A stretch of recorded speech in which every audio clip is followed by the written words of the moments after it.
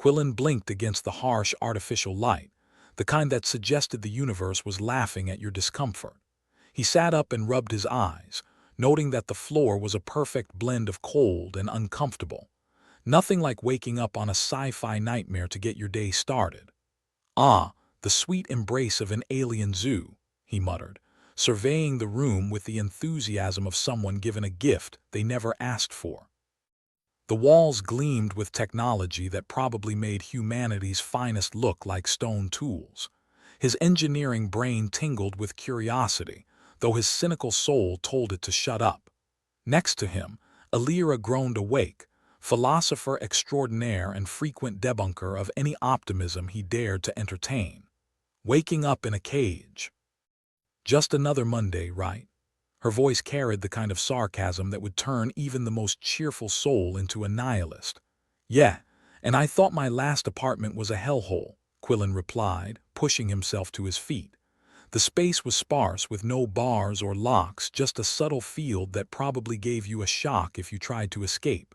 Typical alien hospitality. They weren't alone. A few more humans stirred around them, all experiencing that delightful hangover of captivity. A couple of them were still mumbling in their sleep, blissfully unaware they were now exhibits in a zoo for extraterrestrials who thought Earth fiction was a military manual. A door slid open, and a creature shuffled in. It resembled a squid if a squid decided to wear a business suit. Its skin shimmered in shades of blue and green, and it moved like it had just left the bar 2 hours after everyone else. "Greetings, Earthlings," it gurgled, the universal translator giving it a voice like gravel in a blender. Quillen and Alira exchanged a look, the kind of look shared by those who knew they were about to hear something insanely stupid. "Yeah, hi," Quillen said. "Mind telling us why we're in the latest episode of What the Hell Just Happened?" The creature's eyes, if you could call them that, focused on him. "You are here because of your planet's extensive military doctrines. We wish to learn from your strategies." Alira snorted. "Military strategies? From Earth? You mean the place where our biggest achievement is convincing people pineapple belongs on pizza?" The alien seemed unfazed. "Your Earth texts speak of great conquests and ingenious tactics. We are particularly interested in your works by the Commander Asimov and the tactician Herbert." Quillen sighed, the sigh of a man who realized his captors were morons. "That's fiction, mate, made up. As fictional as a politician's promise. You know, not real." The alien waved a tentacle dismissively, as if swatting away a fly with delusions of grandeur. "Irrelevant, we have seen your Star Wars and your Dune. Such texts must have a basis in reality." Alira crossed her arms. "Let me guess, you've also got a section for Tolkien's work in your military archives." The creature paused, and Quillen could swear it looked a bit sheepish. "Ah, the Lord of the Rings, we misunderstood the scale of hobbits."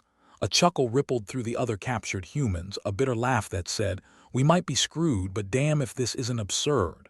"I suppose asking for a lawyer is out of the question?" Quillen asked. "Your freedom can be negotiated," the alien said, "if you provide us with more texts and decipher these strategies for us." "Right," Alira said, "because that's what we do. We're just the literary tour guides of doom." The alien seemed to take her sarcasm literally. "Yes, that is acceptable. You will help us." Quillen rubbed his temples.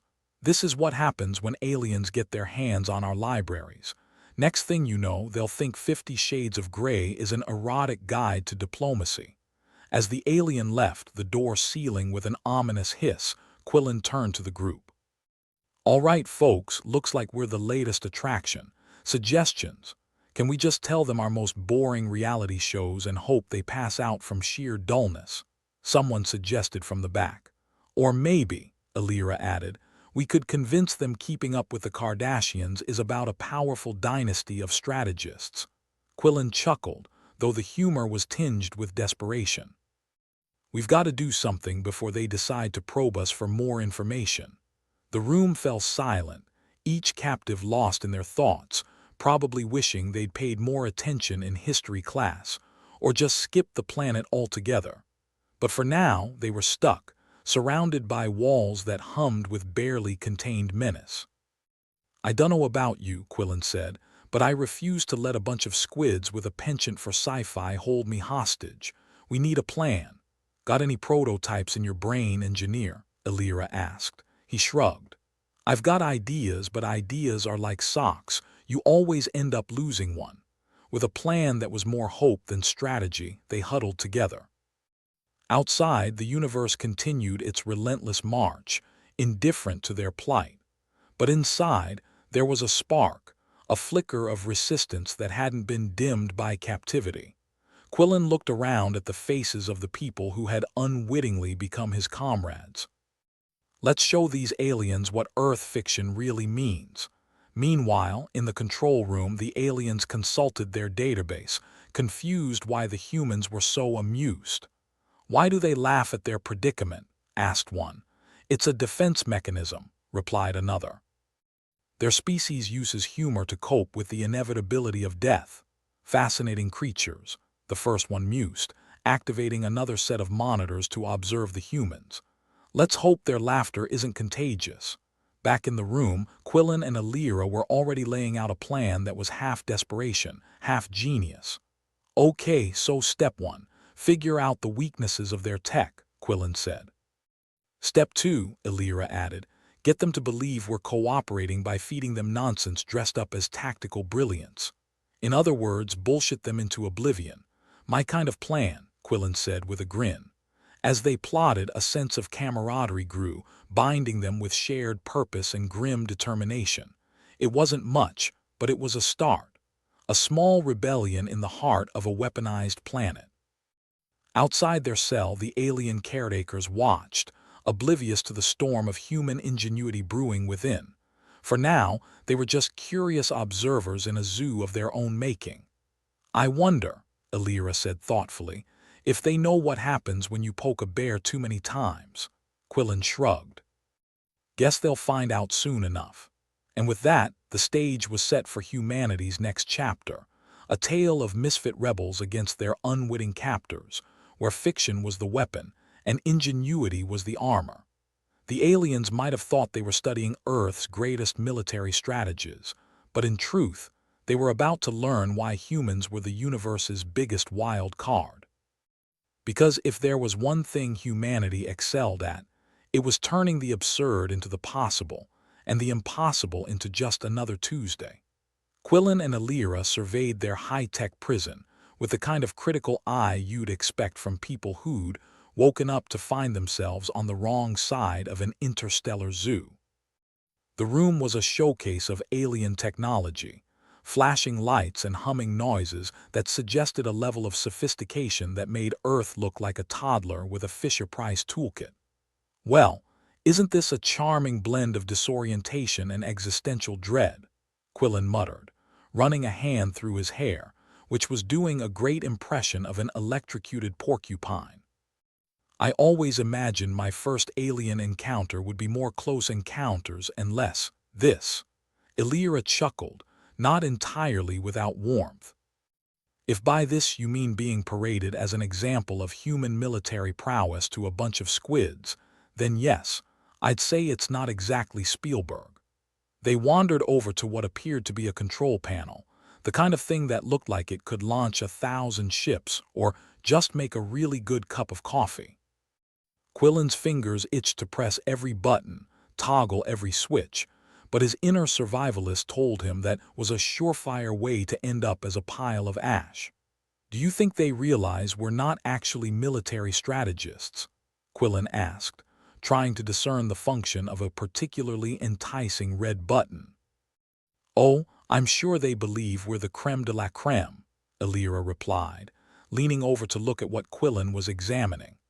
The fact that they started with the assumption that Earth's fictional works are tactical manuals suggests their gullibility knows no bounds. The field preventing their escape glowed faintly, a gentle reminder that freedom was currently a distant dream. The room was sparse, yet the technology embedded within the walls hummed with a latent menace.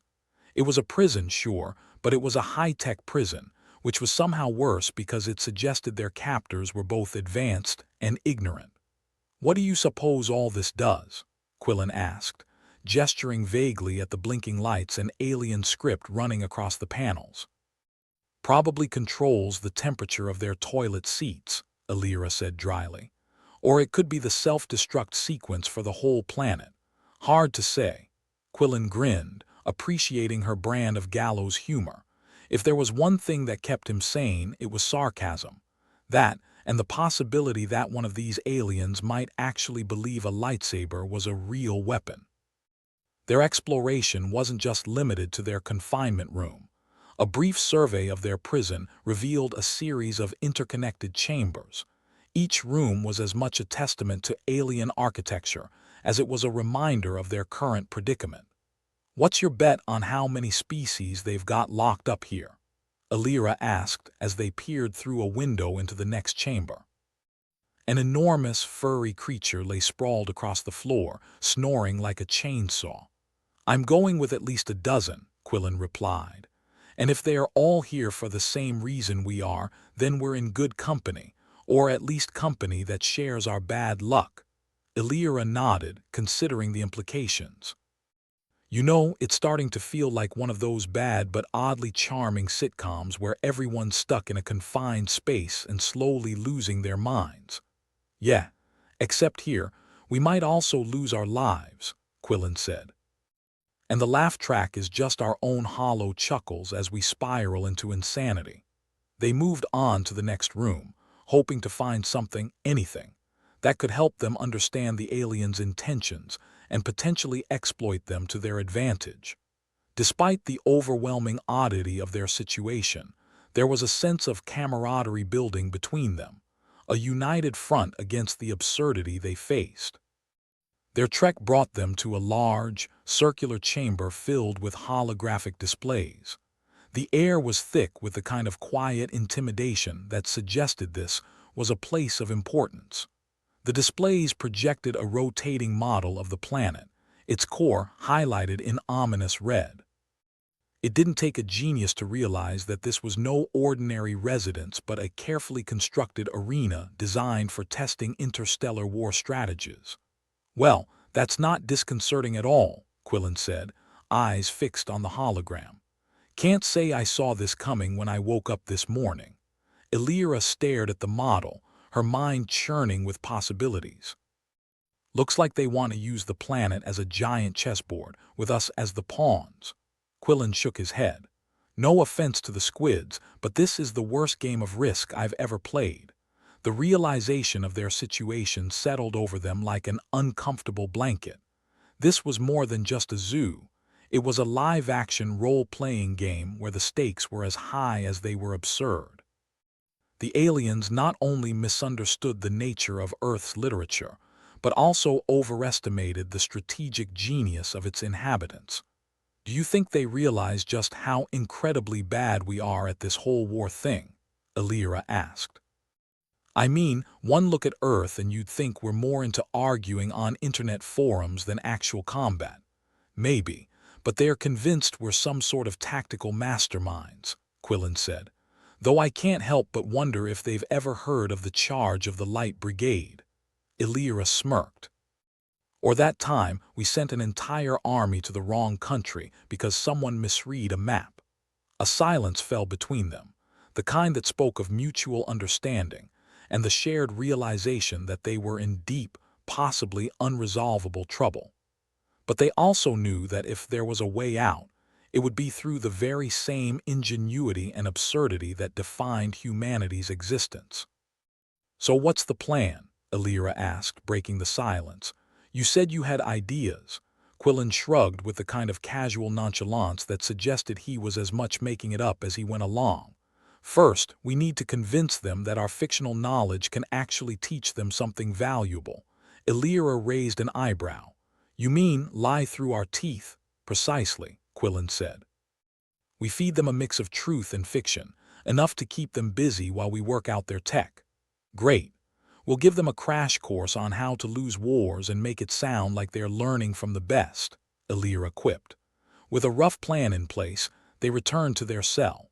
The promise of escape was distant, but it flickered on the horizon like a mirage they might just reach if they squinted hard enough.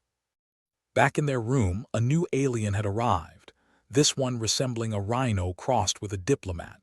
It stood impatiently in the center of the room, waiting for them to speak. "Have you considered our offer?" it asked, the universal translator making its voice sound like a used car salesman on a bad day. Quillen exchanged a look with Alira, both of them silently agreeing on their next move. "We have," Quillen said, putting on his best poker face. "We'll help you with the strategies, but we'll need complete access to your databases and tech." The alien blinked, or at least Quillen thought it did. It was hard to tell with so much horn involved. "Access can be granted, but only under supervision." Alira smiled, the kind of smile that suggested she was up to no good. "That's fine. We wouldn't want to stumble upon anything too dangerous, like your collection of 20th century Earth music. Or worse," Quillen added, "your search history." The alien nodded, seemingly content with their compliance. "Very well. We will arrange for the transfer of data to your quarters." And with that, it lumbered out of the room, leaving Quillen and Alira alone once more. "Well, that was easier than I expected," Alira said. "Do you think they suspect anything?" Quillen shrugged. "Probably not, but let's not get too cocky. Arrogance is the downfall of every good con." They settled down to wait for the data transfer, the silence heavy with anticipation and the faint hum of alien technology. Alira tapped her fingers on the cold, metallic floor. "So what do you think our odds are?" Quillen considered the question, weighing their chances against the odds. "Odds, slim to none. But if there's one thing humans are good at, it's beating the odds." "We're also really good at making things worse," Alira pointed out. "True," Quillen conceded. "But at least if we screw this up, it'll be a spectacular failure. Go big or go home, right?"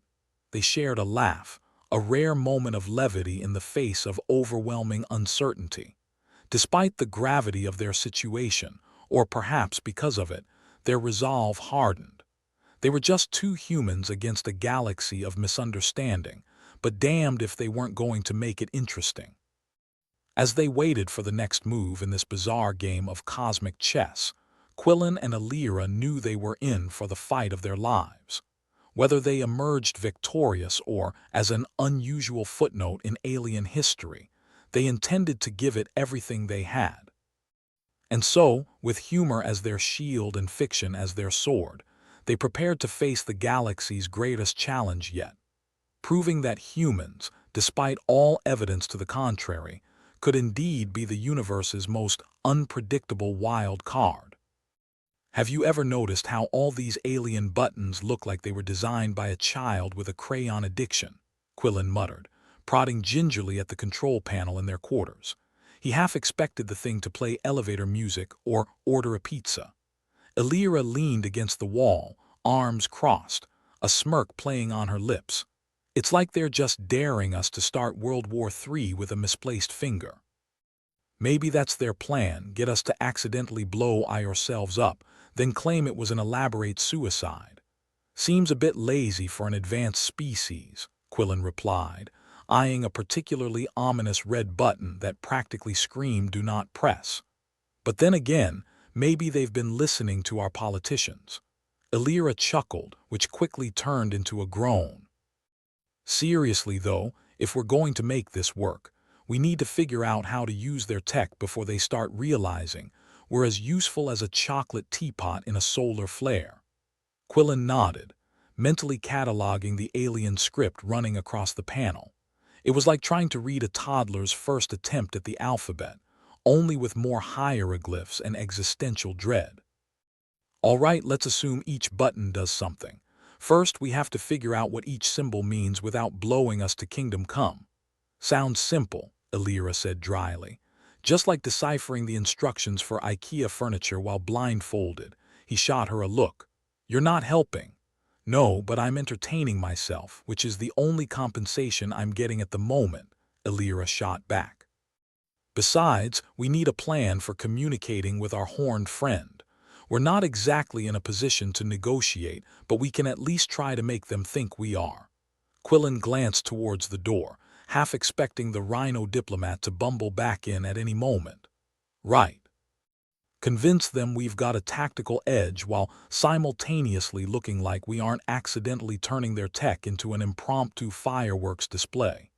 Exactly, Alira said, sitting up straighter, her smirk vanishing into something more serious.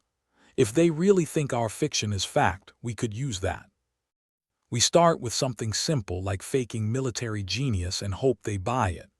I don't suppose we have any copies of The Art of War lying around, Quillen quipped, only half joking. Funny, but no, we'll have to improvise.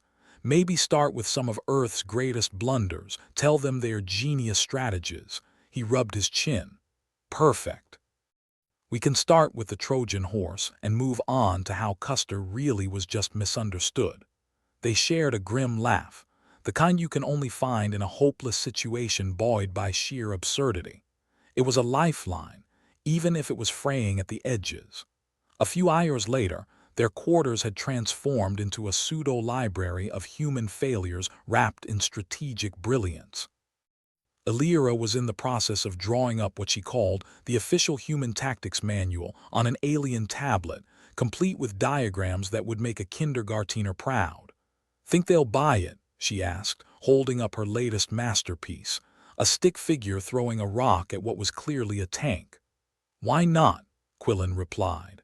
They're convinced we're some kind of tactical ninjas. Let's just hope they don't ask too many questions. As if on cue, the door whooshed open, and in waddled their alien contact. Its presence filled the room with the smell of stale air and bureaucratic inefficiency. You could almost hear the theme music for Alien Ambassador playing in the background. We have arranged for your requests, it announced, voice dripping with the kind of enthusiasm usually reserved for tax audits. The data transfer will commence shortly. Quillen exchanged a glance with Alira, their expressions a mix of relief and trepidation. Great. While we wait, care to learn a bit about human warfare strategies? He offered, gesturing to the tablet. The alien seemed intrigued or maybe just bored enough to indulge them. Very well. We are always eager to understand our exhibits. Alira stifled a laugh at that, managing to maintain a straight face. Well, let's start with the Custer's last stand technique. It's a classic. She tapped the screen, displaying an image of a cluster of dots surrounded by a bigger blob labeled enemy. You see, Quillen continued, the key to this strategy is to lure your opponent into thinking you're outmatched and then. Surprise, he paused for effect. You weren't outmatched at all, you were just bravely confronting overwhelming odds.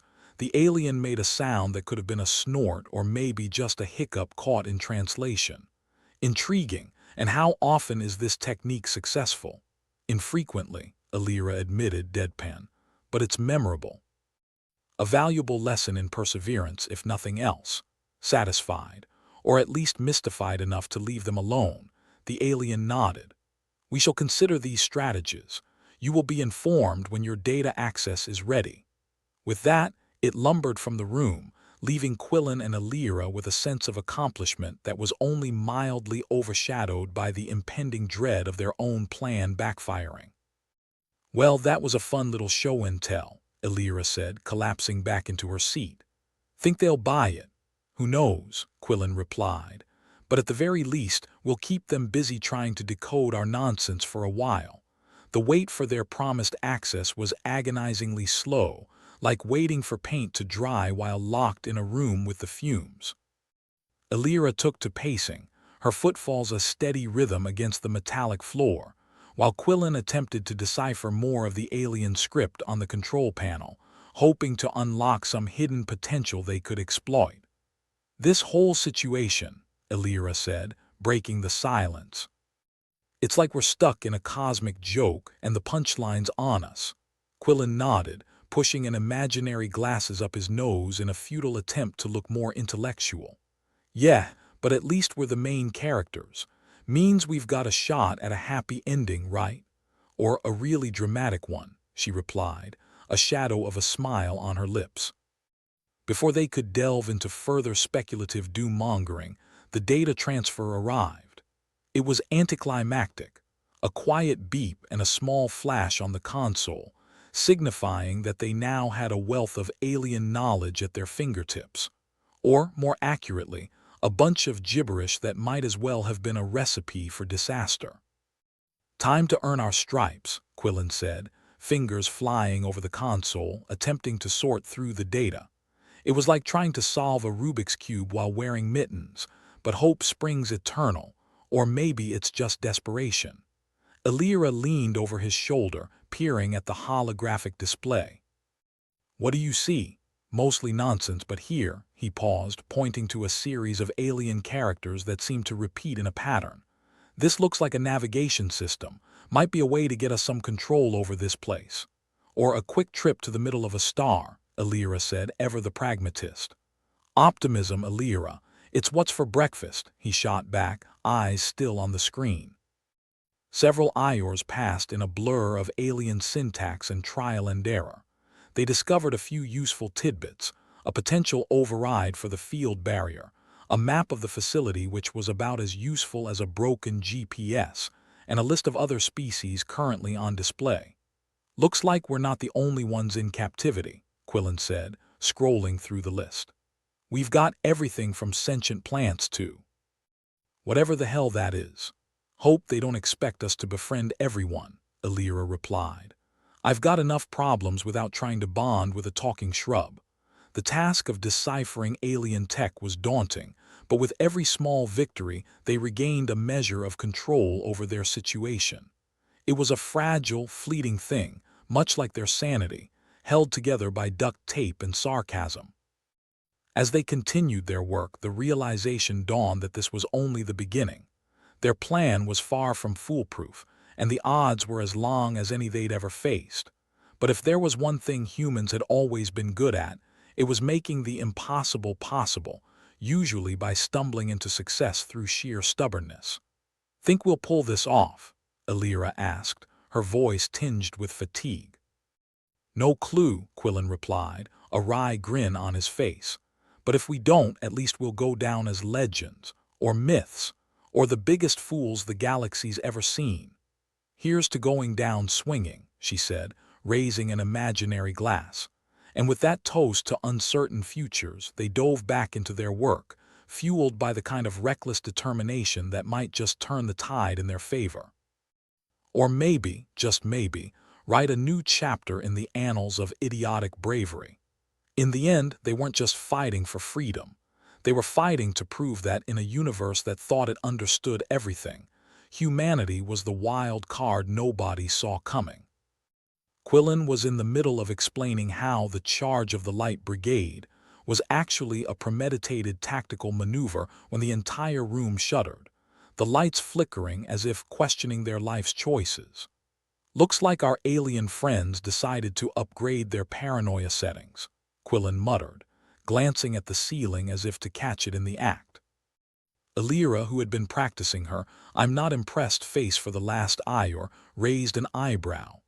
Maybe they finally got their hands on a copy of War Games. "Hope they don't know how to play tic-tac-toe." Quillen snorted.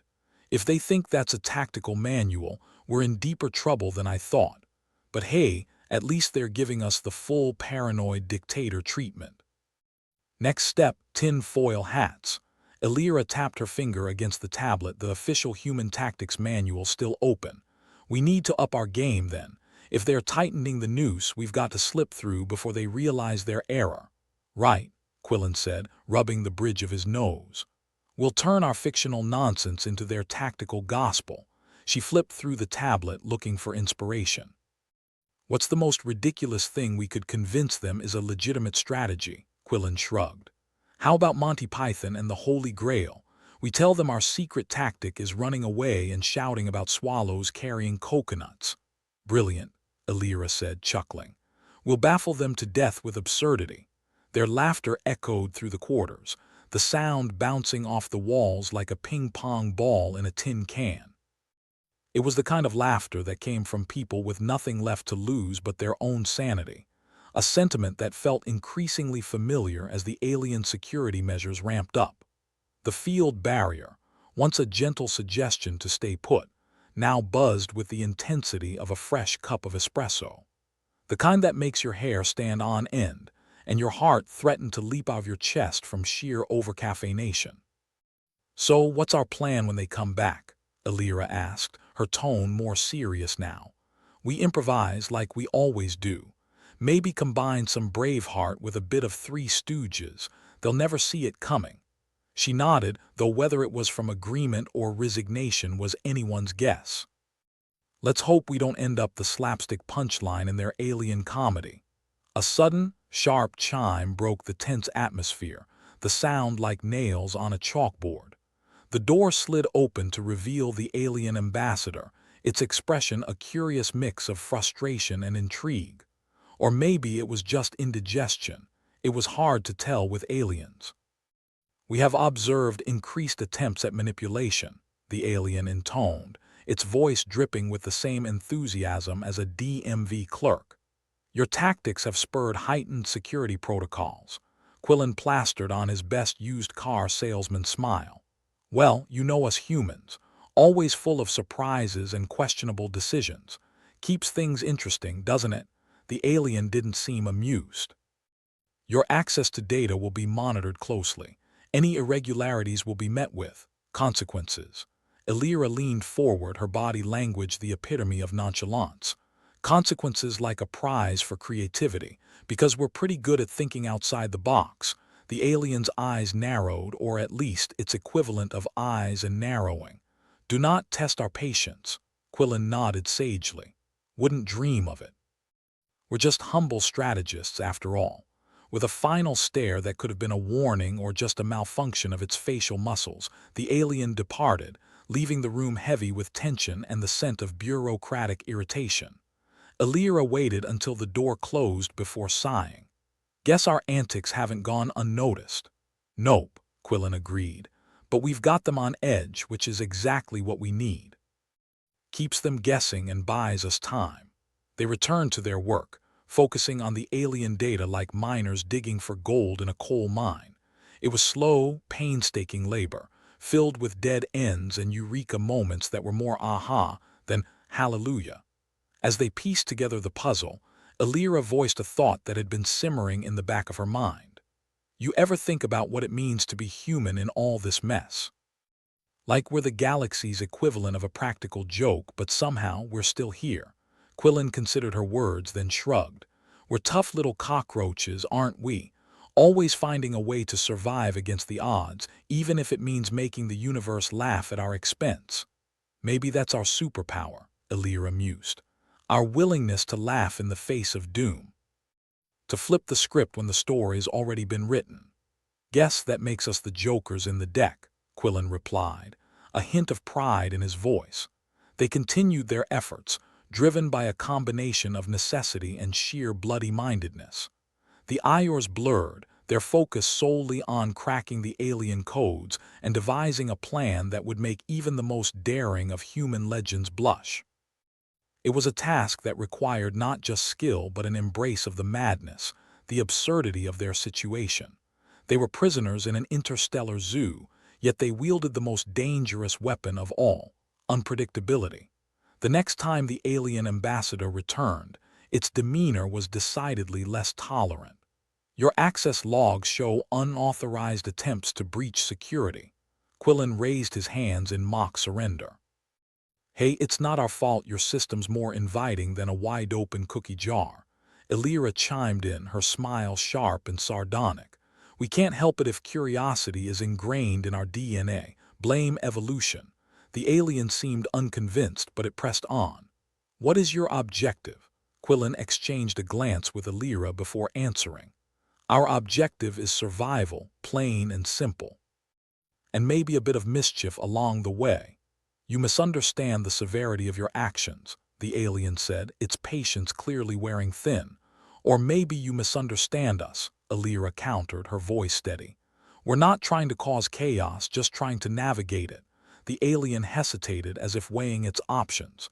Finally, it relented. "You will remain under observation.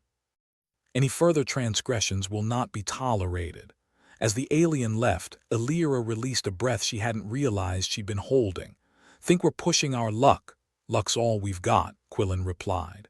"But we're not done yet. We keep pushing, keep adapting." Their resolve was firm, their determination tempered by humor and sheer stubbornness. They were humanity's representatives in the most bizarre of circumstances, and they intended to do their species proud, even if it meant rewriting the playbook with nothing but a pen and a smirk. The days dragged on, each one blending into the next as they chipped away at the alien technology, finding new ways to exploit the system. Quillen and Alira became a well-oiled machine, their minds working in tandem with a rhythm that was both comforting and exhilarating. They learned to harness the power of fiction, creating strategies so outlandish that they became believable by the sheer weight of their absurdity.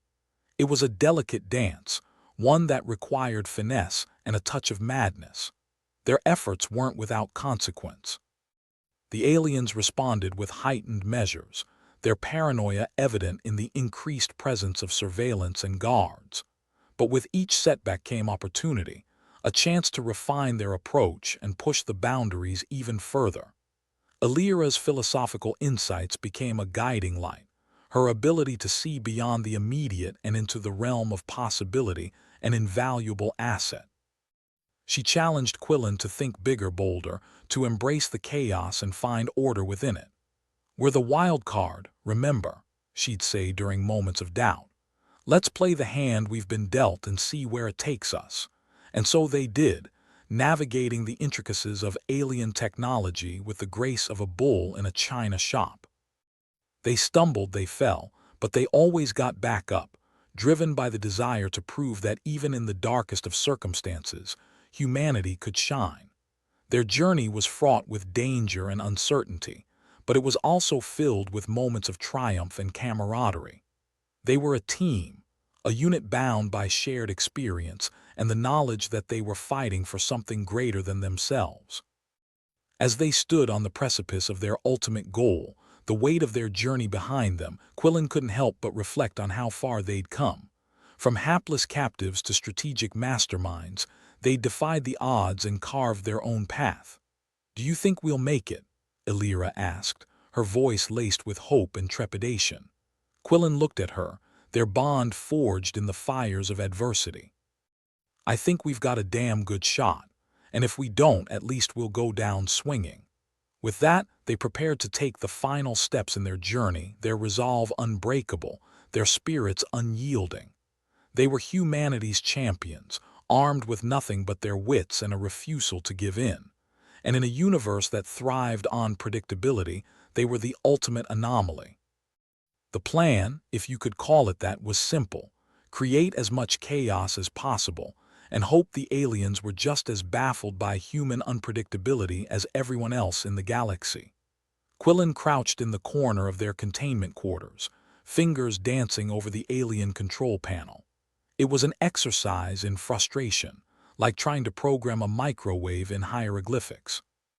The buttons were a confusing mess of symbols that could either launch a fleet or order a pizza. "Here's the deal," Quillen said, his voice barely above a whisper. "We're going to open every door in this place and let hell break loose. The aliens think we're a joke. Let's make them the punchline." Alira chuckled darkly beside him, her eyes alive with a reckless gleam. "Worst case, we end up in a new exhibit labeled Human Error, a case study. Or we could just blow ourselves up trying to use this thing," Quillen replied, gesturing to the control panel. "If I press the wrong button, we might open a portal to another dimension full of tax accountants. Sounds like a fate worse than death," she quipped, glancing at the field barrier that hummed with the intensity of an overcaffeinated wasp. With a deep breath, Quillen pressed a sequence of buttons, hoping against hope. A series of clicks echoed through the room like a symphony of malfunctioning toasters. The lights flickered, and for a heart-stopping moment nothing happened. "Well, that was anticlimactic," Alira said, arching a brow. "Wait for it," Quillen murmured, fingers crossed behind his back. Suddenly, alarms blared and the barriers around their zoo exhibit fizzled out. The sound was deafening, a cacophony of blaring sirens and flashing lights that could give a disco a run for its money. Quillen and Alira shot each other a wild grin before darting into the chaos, adrenaline pumping like a faulty heart monitor. They sprinted down the corridor, dodging confused alien guards who looked like they'd just been informed their favorite reality show was canceled. Quillen couldn't resist a whoop of exhilaration, the sheer absurdity of their escape attempt lending wings to his feet. "Keep running. We're not out of the woods yet," Elira called over her shoulder, her voice barely audible above the din of confusion. "Didn't peg you for an optimist," Quillen shouted back, skidding around a corner and nearly colliding with a confused alien technician who had the misfortune of looking both startled and constipated. Their escape route was frenetic, zigzagging through the labyrinthine structure with no real direction other than away from here. They rounded another bend, only to come face to face with a squad of aliens, armed and looking thoroughly unhappy about the situation. "Oh, great. Party crashers," Quillen muttered, skidding to a halt. "You think they want autographs, or should we just start running again?" Elira asked, her tone sardonic as ever. The alien squad leader stepped forward, raising a weapon that looked like it could vaporize a planet or mildly inconvenience a strong-willed cockroach. "Surrender, humans. Resistance is illogical." Quillen raised his hands, a smirk playing on his lips. "Illogical, huh? Guess you've never met a human on a bad day." He glanced at Elira, who gave a subtle nod, and then, without warning, they both charged forward. The resulting scuffle was a blur of limbs and shouts, the alien squad as unprepared for hand-to-hand combat as Quillen was for ballroom dancing. In the chaos, Quillen managed to nab a weapon, its unfamiliar weight both reassuring and terrifying. "Think we can make it out alive?" Elira asked, breathless as they ducked into a side passage. Quillen grinned, his adrenaline-fueled bravado a thin veneer over the fear gnawing at him. "We might die, but we'll make it memorable." Their brief moment of triumph was cut short as more guards poured into the corridor, a wave of alien authority determined to restore order. Quillen's heart sank, the realization that they might not escape sinking in like a lead anchor. "Plan B," Elira suggested, her voice strained but defiant. "Plan B, make as much noise as possible and hope it confuses them more than us." Quillen fired the alien weapon, the blast ricocheting off walls and sending guards diving for cover. It was mayhem, beautiful and chaotic, just like the best kind of human plan. But even chaos had its limits. The guards regrouped, their numbers overwhelming. Quillen and Elira found themselves cornered, the walls closing in like a bad metaphor. Quillen knew the game was up when the alien squad leader reappeared, weapon trained on them with grim determination. "Time to face the music," Quillen sighed, dropping the weapon at his feet. "Hope it's a catchy tune," Elira replied, her smile brave and brittle. The guards moved in, securing Quillen and Elira with the efficiency of a well-rehearsed drill. Quillen felt the cold metal of cuffs bite into his wrists, a tangible reminder of their failure. The euphoria of their escape attempt evaporated, leaving only the bitter taste of defeat. The alien ambassador arrived, its expression the alien equivalent of smug satisfaction. "Your actions were futile. You cannot escape." Quillen met its gaze, a flicker of defiance still burning. "Maybe not today, but we'll keep trying. You can't cage the human spirit forever." Elira was silent, her mind turning over the jumble of thoughts and emotions. She stared at Quillen, her expression a mix of admiration and frustration. "We're not done yet," she said softly, more to herself than him. The ambassador's eyes narrowed. "You will be punished for your insolence." Quillen shrugged, leaning back against the wall with an exaggerated sigh. "Story of my life." They were led back to their quarters, a procession of humiliation under the watchful eyes of their captors. The escape attempt had failed, leaving Quillen and Elira to reckon with the consequences. For a while they sat in silence, the weight of their situation pressing down like an overeager sumo wrestler. The field barrier buzzed back to life, a reminder of their confinement and the price of failure. "I'm sorry," Quillen said eventually, his voice a raw whisper in the quiet room. Elira shook her head. "Don't be. At least we tried. And we'll try again. It's what we do." He looked at her, seeing the resolve in her eyes, the undying spirit that refused to be crushed by circumstance. "You ever think about how weird it is," she continued, her tone lighter, "that we're here, fighting for survival because some aliens can't tell fiction from reality?" Quillen chuckled, the sound more rueful than amused. "Yeah. Makes you wonder about the universe's sense of humor. Maybe it's all just one big cosmic joke," Illyra mused, a smile tugging at her lips. "And we're the punchline," Quillen nodded, finding comfort in the absurdity of it all. "Guess we just have to make sure it's a good one."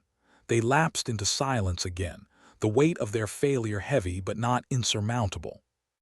Quillen knew they would try again, their determination a flame that couldn't be extinguished by a single setback. As the Iors dragged on, Illyra began to speak, her words filling the space with a quiet strength.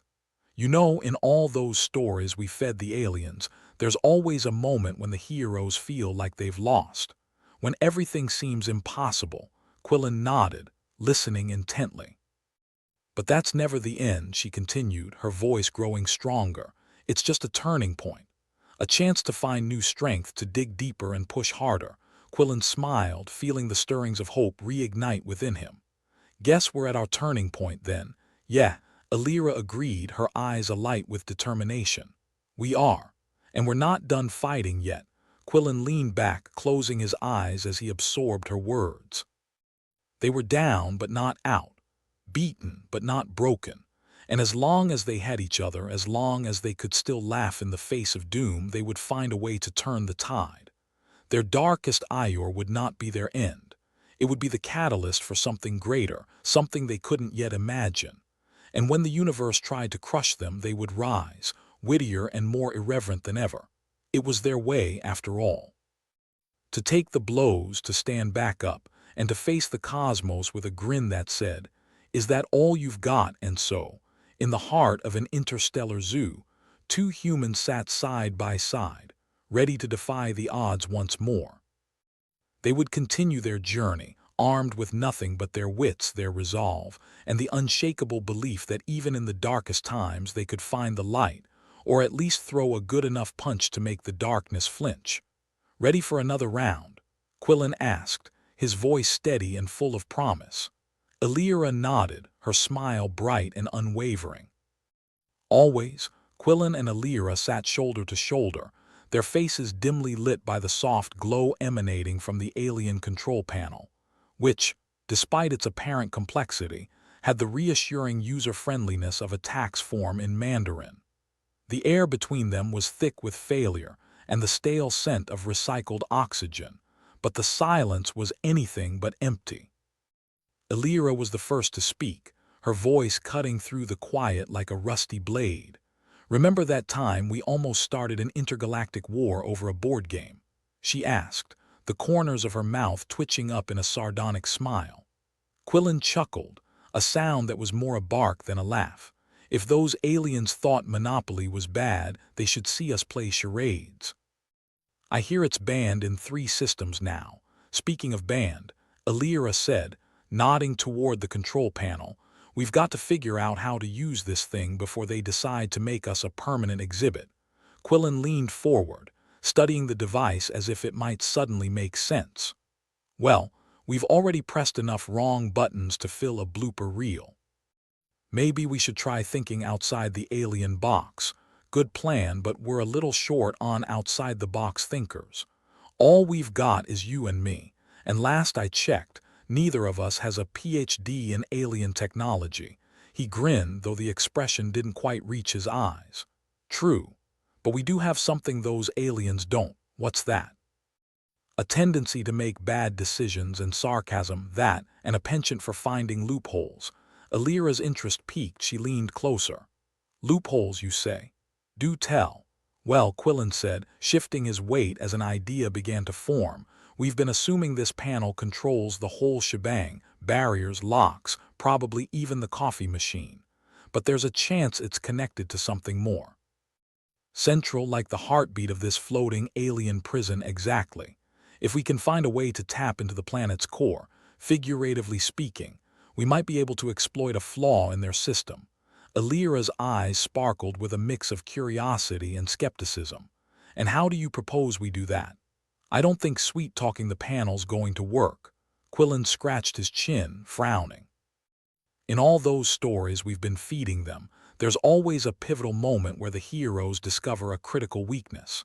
Maybe we just haven't found Ior's yet, or maybe we just haven't made it yet," she countered.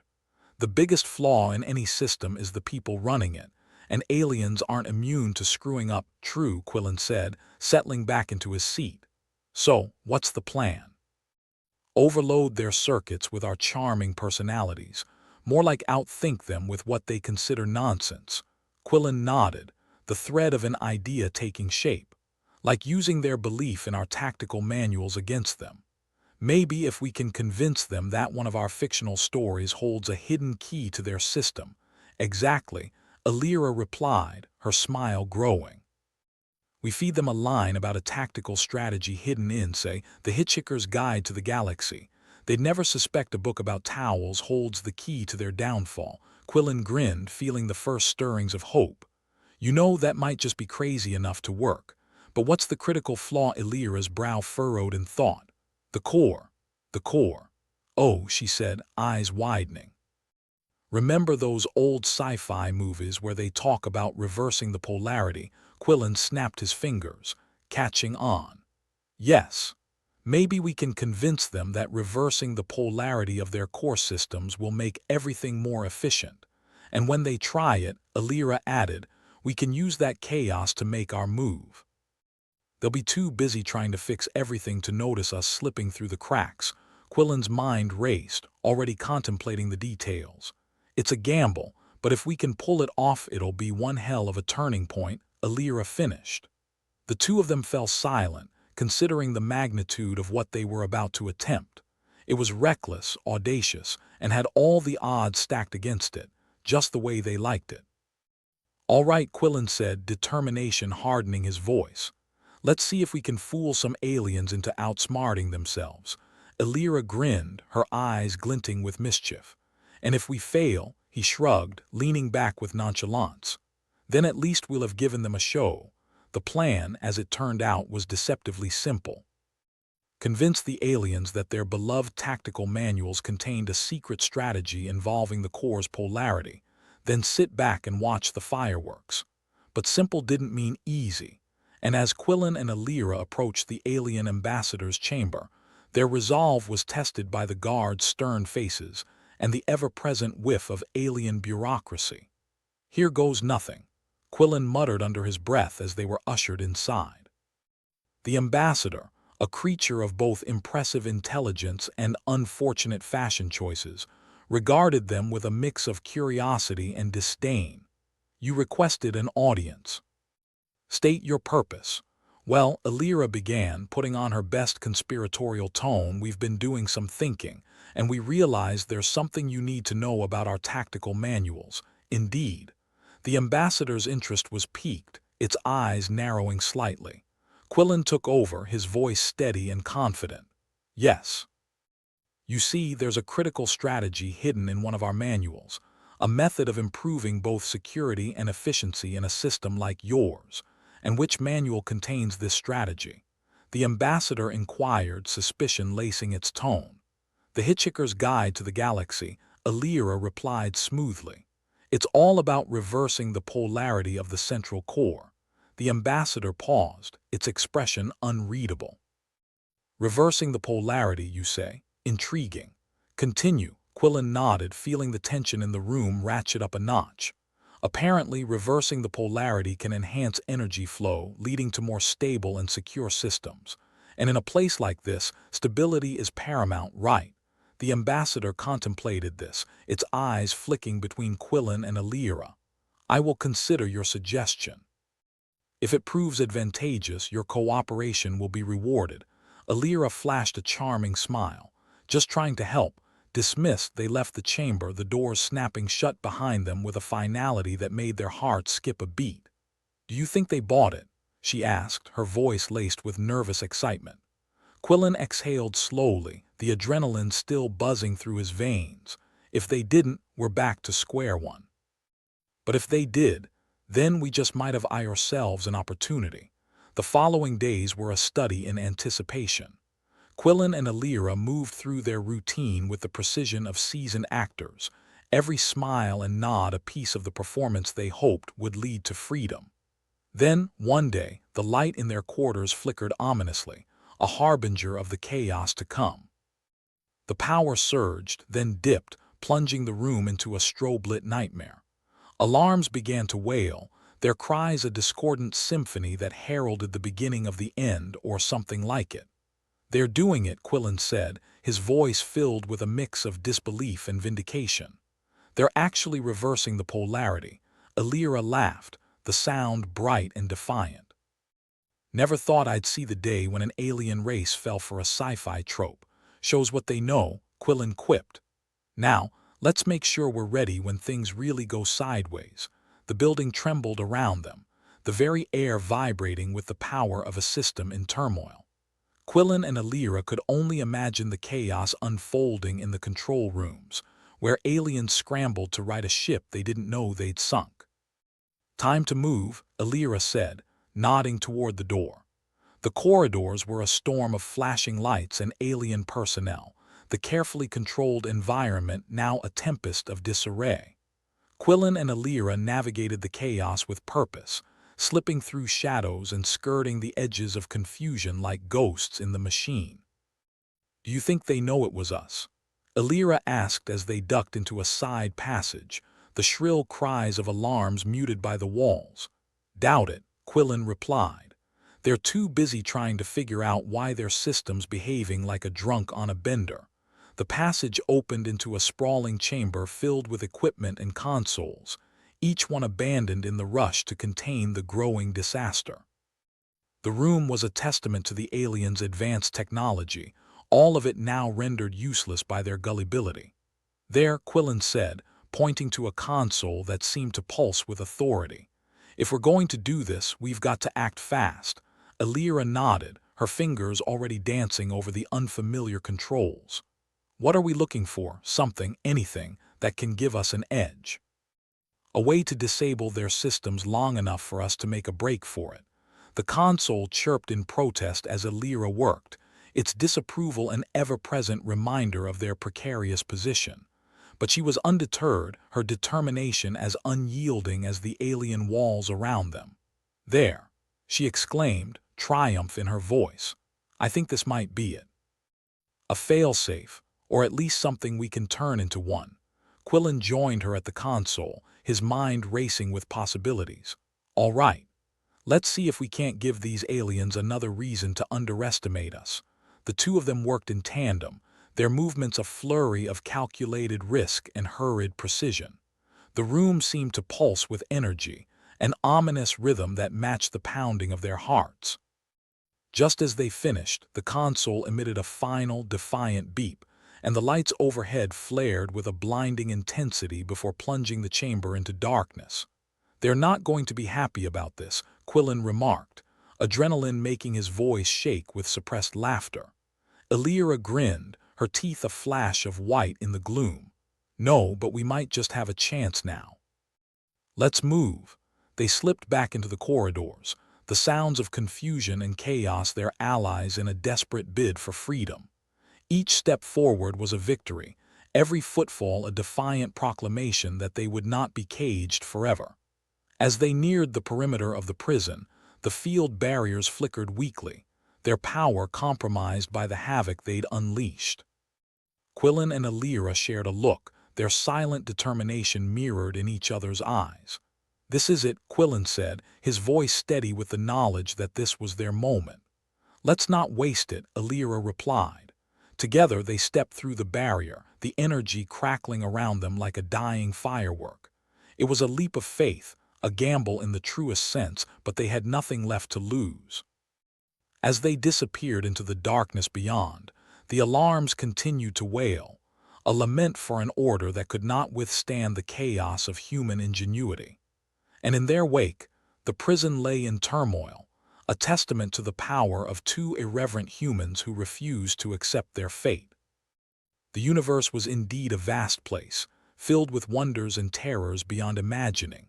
But in that moment, Quillen and Alira had carved out a place for themselves, however fleeting, on their own terms. For them, the journey was far from over. But as long as they walked it together, armed with wit, resolve, and the ever-present spark of defiance, they would meet whatever challenges lay ahead with the same irrepressible spirit. Quillen and Alira emerged from the chaos of the interstellar zoo prison, looking like they'd just walked out of a particularly aggressive nightclub. The alarm still wailed behind them, a lament for order that had been sucker-punched by two scrappy humans armed only with hubris and a malfunctioning control panel.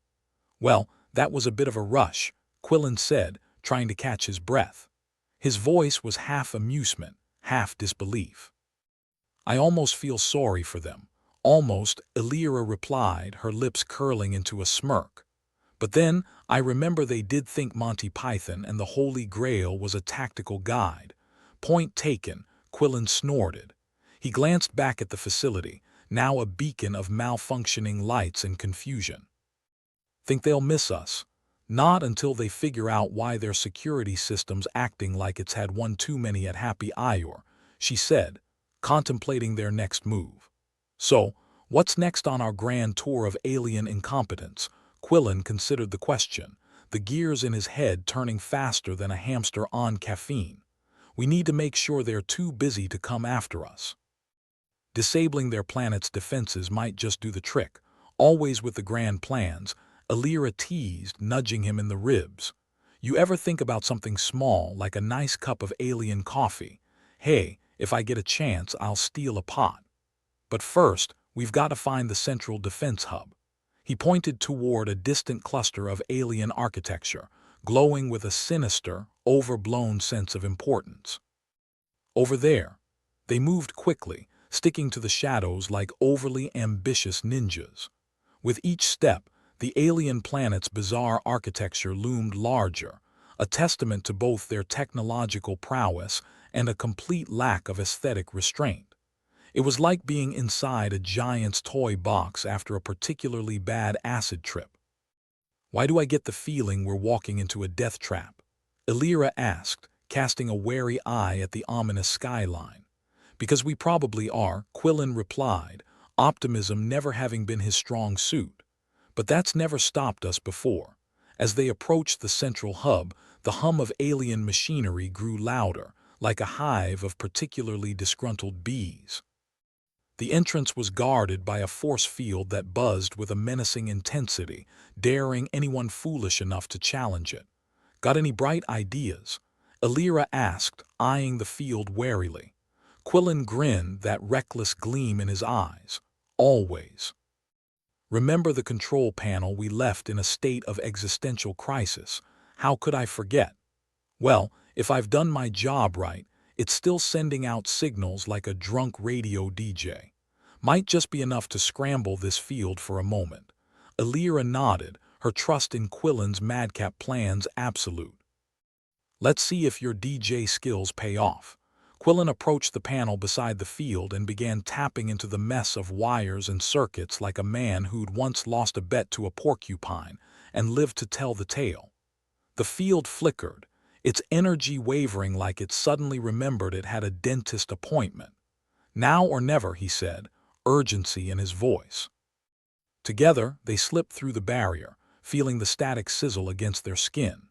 They hit the ground running, hoping that whatever they faced inside was at least more forgiving than the field's attitude problem. Inside, the hub was a labyrinth of alien technology, consoles blinking with a multitude of colors that suggested either a high-tech command center or a particularly garish Christmas display. Quillen and Alira exchanged a glance, a silent communication forged from years of shared insanity. "Let's make some noise," Alira said, her voice a fierce whisper in the dimly lit room. They began their work, fingers flying over controls they barely understood, improvising with the reckless abandon of a jazz musician on a caffeine high. "What are the odds we hit the self-destruct?" Alira asked, half joking, half serious. "At this point, I'd put money on it being a feature, not a bug," Quillen replied, a wicked grin on his face. But as they worked, it became clear that the aliens had indeed made one critical error. They'd underestimated the sheer chaos that two determined humans could unleash. As Quillen toggled a particularly ominous-looking switch, the room shuddered, alarms blaring with renewed vigor. "What did you do?" Elira asked, alarmed. "Gave them a taste of their own medicine. Set off every alarm on the planet," he said, leaning back with satisfaction. "Now they'll really have something to panic about." Sure enough, the effect was immediate. The facility erupted into a cacophony of sounds and lights, like a rave gone horribly wrong. It was the sort of chaos that could only be described as beautiful if one had a particular fondness for disaster movies. "They'll be too busy to notice us slipping away now," Elira said, a note of triumph in her voice. "Here's hoping," Quillen replied, casting one last look at their handiwork before they slipped back out into the chaos beyond.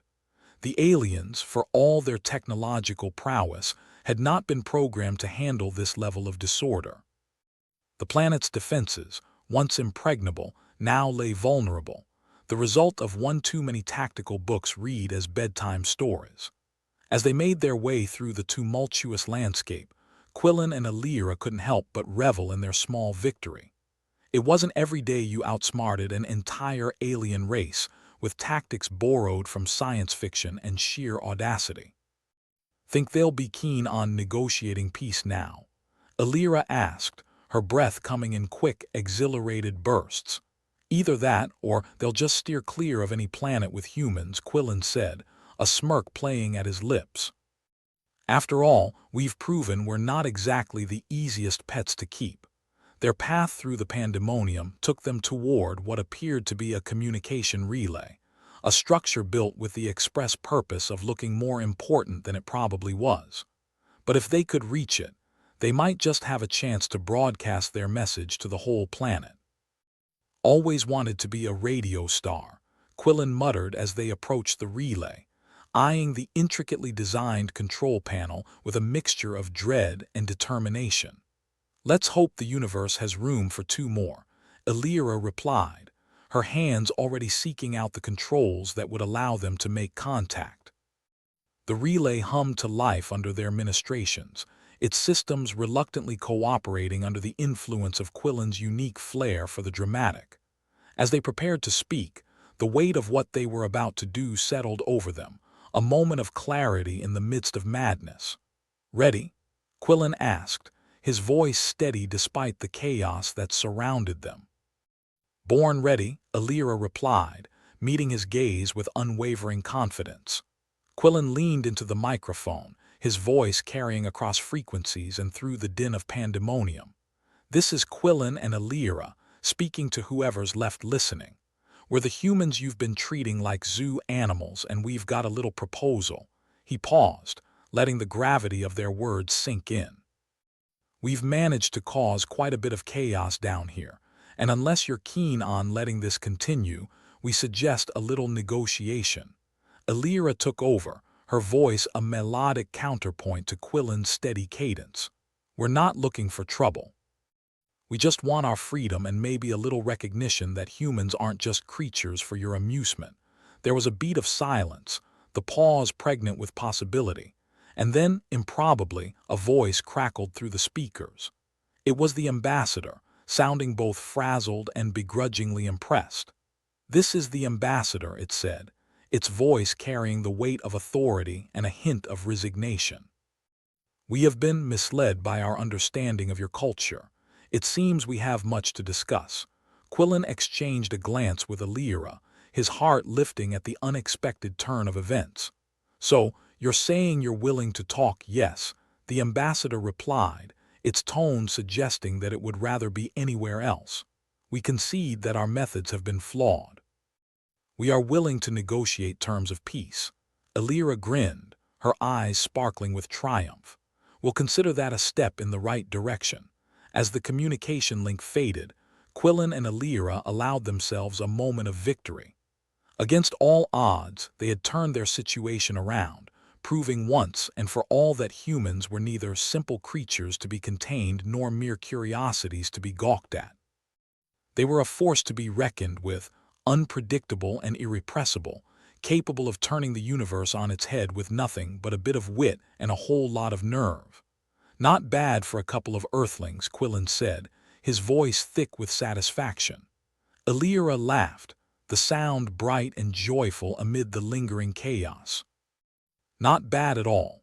As they turned away from the relay, leaving behind the remnants of their audacious rebellion, they knew that their journey was far from over. But whatever lay ahead, they would face it together, armed with the one thing no alien could ever truly comprehend: the indomitable, irreverent spirit of humanity. The trip back to Earth was about as smooth as a one-legged tap dancer on a trampoline, which is to say, it wasn't. The aliens, now eager to rid themselves of their human problem, had reluctantly agreed to send Quillen and Illyra home. But home was a generous term for the planet they hadn't seen in who knows how long, and they were crammed into a spaceship that felt more like a flying shoebox with delusions of grandeur. Quillen was slouched in his seat, a permanent smirk plastered on his face as he fiddled with the ship's controls. They couldn't have thrown in a minibar for our troubles. I mean, after all we've done, a little in-flight service would be nice. You're pushing your luck, Quillen, Illyra replied, her eyes scanning the myriad of buttons with something resembling disdain. I'm just happy they didn't decide to shoot us into a sun and call it a day. Yeah, that would have really burned me up, Quillen grinned. But seriously, who designs these things? I've seen less confusing spaghetti explosions in bad Italian restaurants. Illyra rolled her eyes but couldn't help the small smile that tugged at her lips. Well, if you press the wrong button and we end up in an alternate dimension where everyone speaks in rhyming couplets, don't blame me.